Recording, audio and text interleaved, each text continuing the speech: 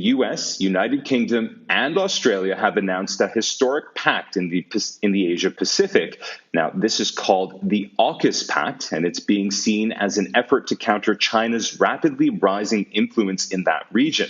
Analysts are describing it as one of the biggest defense partnerships in decades. The pact will allow Australia to build nuclear-powered submarines for the first time using technology provided by the US. It'll also cover AI and other technologies. China has already hit back at AUKUS, calling it, quote, extremely irresponsible, and that it will only intensify the arms race. The pact has also created a rift with France, which has now lost out on a deal with Australia to build 12 submarines, with France's foreign minister calling the move, quote, a stab in the back. Anne-Marie.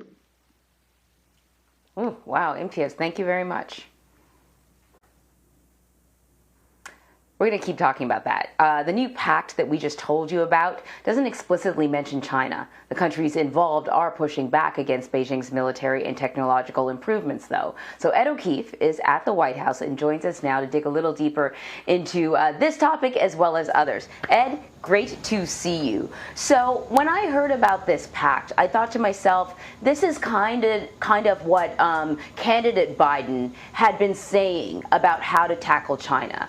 That what you needed to do was form alliances with, let's say, people in the neighborhood, and that a go-it-alone strategy against China would not work.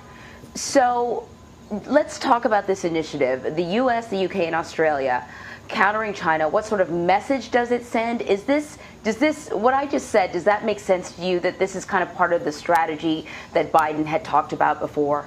Anne-Marie, it warms my heart that you remember this, because it just proves yet again how much attention you pay to things.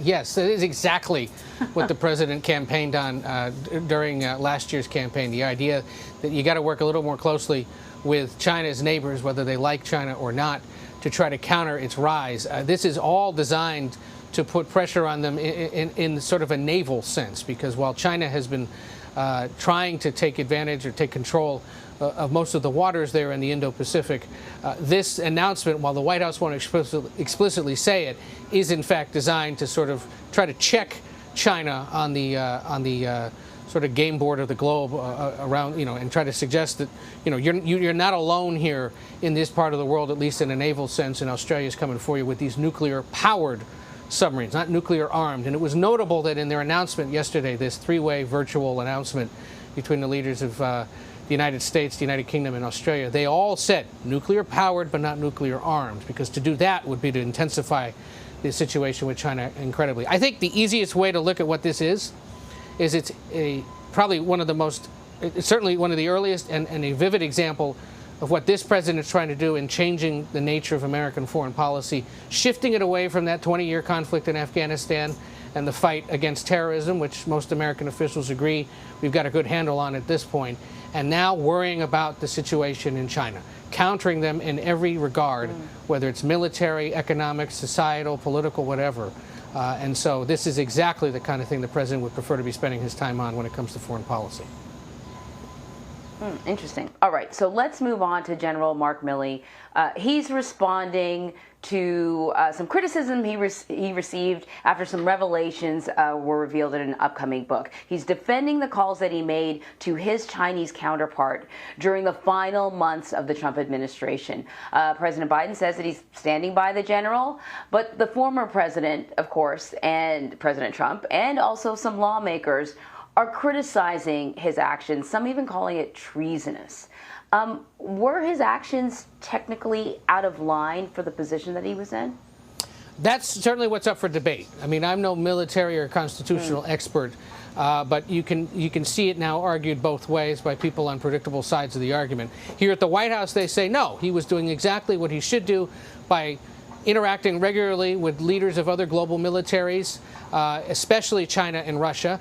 With those two militaries especially, there has to be open lines of communication so that signals don't get mixed and there's a clear sense of when there is not a perceived threat. And look, what Milley did, whether people like it or not, is consistent with what the concerns that other national security officials had at the time.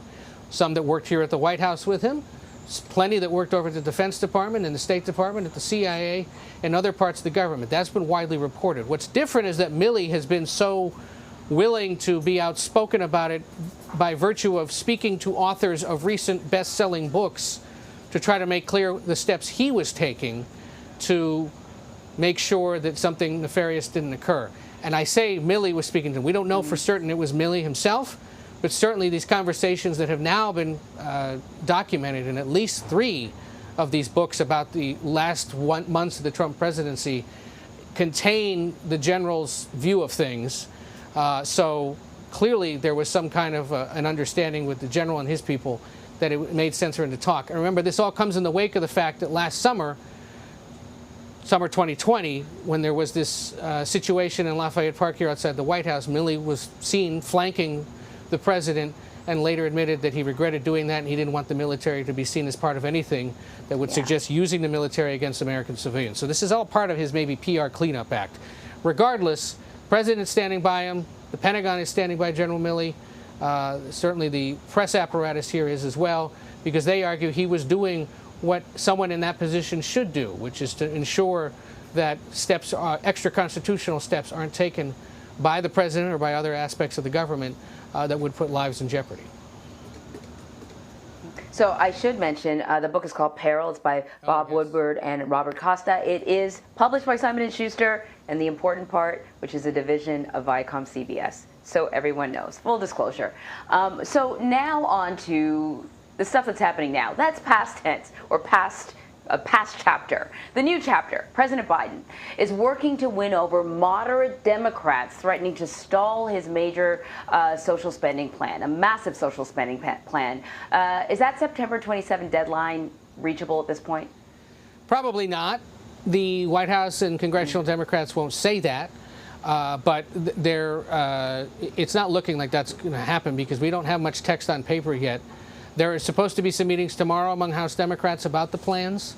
We know that there are serious disagreements among various pockets of them about what is and isn't in this and how much it costs and how big or how small it is. So if they aren't even yet to agreement and they've only got a few more days left of legislating this month, that September 27th deadline probably isn't going to happen. The problem is the Speaker of the House made a promise to a handful of moderate Democrats that there would be a vote on the bipartisan infrastructure plan that you'll remember passed overwhelmingly in the Senate with bipartisan support, and that vote in the House would be held by September 27th. But the broader agreement right now is that both of these bills, the big $3.5 trillion over 10-year plan and that bipartisan plan, would be voted on in tandem at the same time. Since that bigger one isn't going to be ready, does she keep that promise to those moderates or does she not? And how does that affect the final count on the bigger bill whenever that is held? That's, palace intrigue to some extent, but it all will determine the size, scope, and when exactly this bill is passed. Remember, and some Democrats are pointing this out, there's no hard deadline on this legislation. There's no cliff that they're racing towards. This was a self-imposed deadline, but one that doesn't have much more importance than maybe just the calendar and politics in general. So if it takes longer, that's not necessarily a sign that it's falling apart or a reason for panic. It's just that, it's going to take a little while. When you're spending $3.5 trillion over a decade, probably doesn't hurt to talk about it a little bit. Really good point, Ed O'Keefe. Thank you very much. Take care.